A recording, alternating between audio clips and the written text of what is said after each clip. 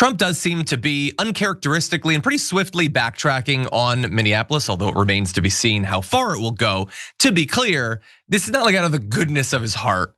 He does not weep for Renee or for Alex. He doesn't care about that, but he can see how bad the polls are and what people are thinking about ICE and CBP these days. Here's some of the most recent data.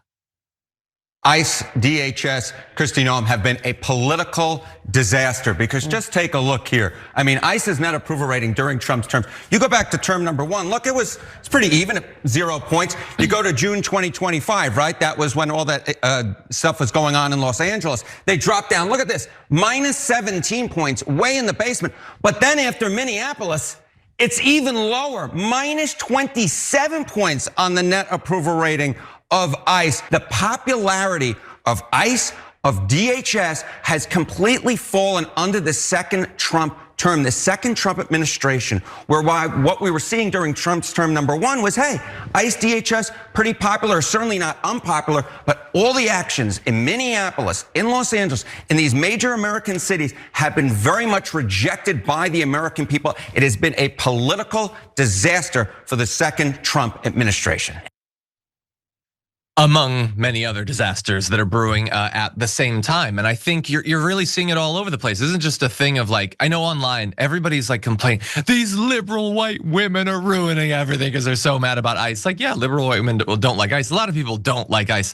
Support for abolishing ICE is actually surging among Republicans right now. It's still not very high, but in a new YouGov poll, this is from just this is from Saturday. This is the day of the shooting, by the way. So this doesn't even include thoughts about that. So I assume it will go up. 19% of Republicans now support abolishing ICE. That's double, a little bit more than double from last year. 48% of American adults, again, almost doubling from last year. And so this really reminds me of Trump's first term. It's like they get what they want, they get to do that stuff, and the American people don't like it, which is important, and it is good to see. Along the way, ICE agents say their morale is plummeting. The hours are too long, the quotas are too high, and everybody hates them for some reason. I've noticed more and more, by the way, celebrities speaking out. I know I think I mentioned yesterday on the show, but one of the heads of the basketball league I watch, she did a public appearance with a sign, Abolish ICE. One of my favorite wrestlers, Becky Lynch, she did this like parody video in Toronto about how she was like walking around the snow and how much she hates ICE and how it hurts everybody and stuff like that. Like I think people are really, we had been like cowed after 2020, like, oh, you don't talk about defunding or abolishing, oh, you'll seem radical. It feels like that has gone away, destroyed in light of all that we've been seeing happening in the last few weeks. But that said, they're not done yet. They're not going away yet, although some of them might be traveling.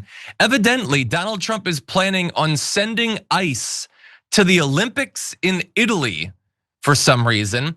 Italian government's officials originally denied, then confirmed, then denied again. A Saturday report from this Italian outlet, this has been confirmed since then, that ICE would support local law enforcement at the Winter Olympics and the Paralympics from February to March. They'll apparently be under the control of the Italians, but many Italians obviously don't want them there. And why would they be there? Like, that's not even America. It would be, I literally don't even understand this news, Elliot, but what do you make of all this?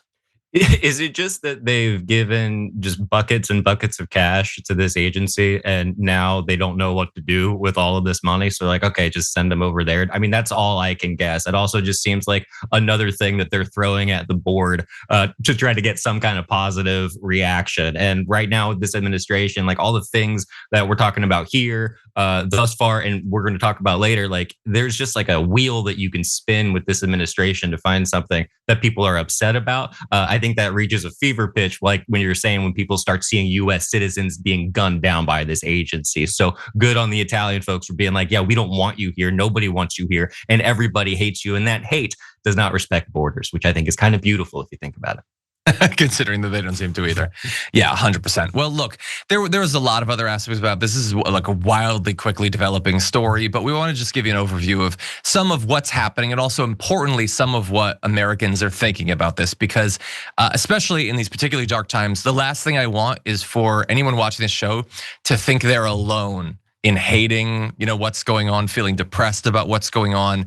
And the exact opposite is actually true. You are in very good company. Hell, even Marjorie Greene is trying to join those of us who have a problem with ICE these days.